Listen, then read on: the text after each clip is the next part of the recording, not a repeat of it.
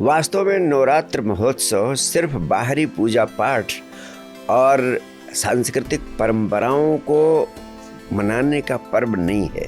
इसके गहरे आंतरिक और आध्यात्मिक अर्थ है।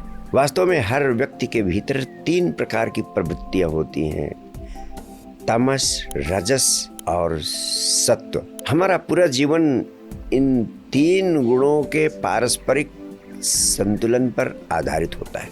यह नवरात्रि महोत्सव इन तीनों गुणों के पारस्परिक संतुलन और अंततः उनके पार जाने की आध्यात्मिक प्रक्रिया का महोत्सव है। इस महोत्सव के प्रथम 3 दिन महाकाली को समर्पित होते हैं, जो वास्तव में तमस की प्रतीक देवी हैं।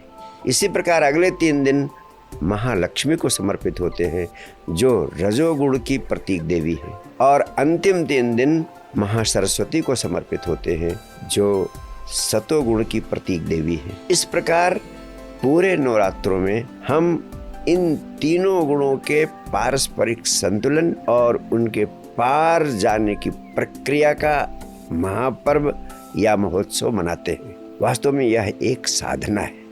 जब हम साक्षी भाव से अपने भीतर के समस्त नकारात्मक और सकारात्मक प्रवृत्तियों को देखते रहते हैं और उनके प्रति साक्षी भाव रखते हुए, यानी उनमें आसक्त हुए बिना अनासक्त भाव से हम इन समस्त प्रवृत्तियों के पार जाने का अभ्यास कर लेते हैं, तो अंततः 10वें दिन हमारी सच्चे अर्थों में विजयदशमी होती है।